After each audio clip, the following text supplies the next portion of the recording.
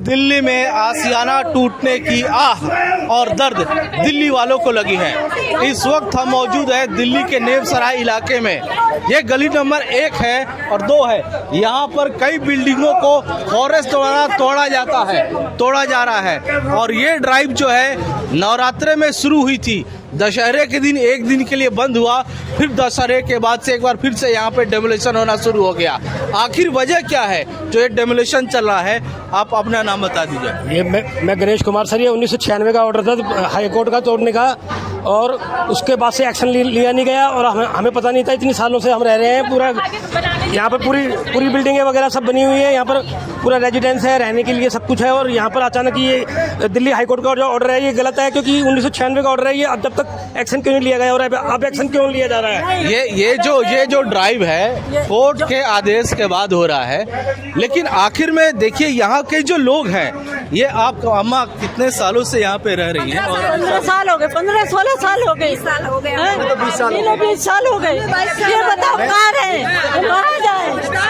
अब ये बताओ, ये हमें पानी नहीं मिल रहा, बिजली नहीं मिल रही, कहाँ रोड पे बैठे, सारी रात रोड पे बैठे। बिजली पानी लाइट क्यों दिया गया? दिल्ली का गवर्नमेंट पहले ही नहीं देती। एक चीज मैं आपको बता दूं, ये एक मिनट, ये जितने भी लोग हैं इनका अपना फ्लैट है और इन लोगों ने अपने जीवन की गाड़ी कमाई लगा करके अपने आशियाने को बनाया है, लेकिन आज इनके आशियाने टूट रहे हैं। इनके जिम्मेदार कौन है? और हस्बैंड को भी ब्रेन स्ट्रोक हुआ दिसंबर को। मेरे सारे पैसे, उनका तो कोई काम भी नहीं है, सारे पैसे जो मेरा पूरा लाइफ का कमाई है वो लगाया हुआ है। मैं क्या करूं? मेरे पास कोई बेटा नहीं है, कमाने वाला नहीं है, मैं कहाँ जाऊंगी? मेरा तो सारा कुछ बर्बाद हो गया। ये आंसू एक महिला की है जिनकी जो है जिंदगी भर की कमाई इस आशियाने में लगी और आज वो यहाँ पे टूट रहा है। क्या कर रहे थे सरकार जब बन रही थी? एमसीडी वाले क्या कर रहे थे? सारे ये लोग सब क्या कर रहे थे? तब नहीं देखा पुलिस वाले क्या? 3 साल हो गए, साल फिर नहीं सकते, हमारा हुआ है, बोल नहीं सकते, चल नहीं सकते, कहाँ जाएंगे बताइए? जितना कमाई था यहाँ लगा दिया हमने। तो अभी बेटी घर जाकर रखा है मैंने हस्बैंड को, पूरी सरकार ऑपरेशन हुआ है।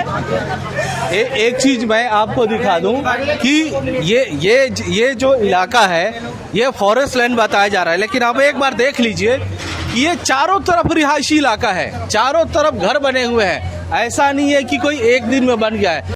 जो है वो यहाँ पे डेमोलिशन कर रही है और इस बात का गुस्सा कहा जाए, क्योंकि जिंदगी भर की कमाई होती है इन लोगों की, जिनकी ये फ्लैट टूट रहे हैं। सर आपका क्या है और आप?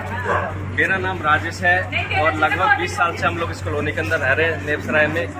आज तक हमें पता नहीं था ये मतलब रिच फॉरेस्ट किसके बारे में हमें जानकारी नहीं थी। अचानक यहाँ पे आके नोटिस लगा दिया जाता है कि ये रिच की जमीन है और ये इसको मतलब हाई कोर्ट में केस चल रहा है। हाई कोर्ट के ऑर्डर ने मतलब तुरंत हम हाई कोर्ट में गए, वहाँ से हमने अपने लिए थोड़ी सी मतलब सुविधा मांगी, लेकिन उन्होंने साफ इनकार कर दिया। इतने हमने एविडेंस दिखाए, इतनी बड़ी बड़ी बिल्डिंग्स हमारे यहाँ पे बनी हुई, इतनी सारी फैमिलीज यहाँ पे रह रही है, वो कहाँ जाएंगी? इतनी पुरानी बिल्डिंग है, आप एक अचानक इस तरह की बात कर रहे हो, यहाँ पे तोड़ने की बात कर रहे हो, तो कम से कम सरकार को यह सोचना चाहिए था। ठीक है, अगर उनकी रिस्की जमीन भी है तो कम से कम इन लोगों को वहाँ से निकलने के लिए या कुछ कंपेंसेशन कुछ ऐसी उनको सुविधा देनी चाहिए थी, तब उनको यहाँ से निकालते। देखिए समस्या यही होती है जब इन बिल्डिंगों का निर्माण होता है और जब बिल्डर लोग भी इस तरह की बिल्डिंग को बनाते हैं, उस समय उन्हें कोई परहेज नहीं होता, सारे डिपार्टमेंट जाते हैं। लेकिन जब ऐसे लोग अपने जीवन भर की गाड़ी कमाई के पैसे उन बिल्डरों को देते हैं, उसके बाद कंप्लेन का गेम शुरू होता है और उसके बाद जो डिपार्टमेंट है वो जागती है और इन गरीबों की जो गाड़ी कमाई होती है और इनके जो आशियाने बने हैं उनके घरों को तोड़ा जाता है, ना कि जो बिल्डर पैसा लेके गए हैं उनको तोड़ा जाता है। दर्द इनका यही है कि इनके मकानों को अगर तोड़ा जा रहा है तो दोबारा इन्हें मकान दिया जाए, क्योंकि ये लोग इनोसेंट है।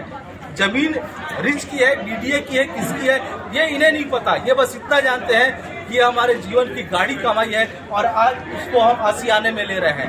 अरे जड़ से हमने जमीन खरीदी थी, जड़ से खरीदी थी जमीन, जड़ से मोदी योग जड़ से खरीद सब मकान बना के दे रहे हैं। जो हमारे मकान बड़े बड़े खरीदे टूट रहे, 2.5 साल हो गए।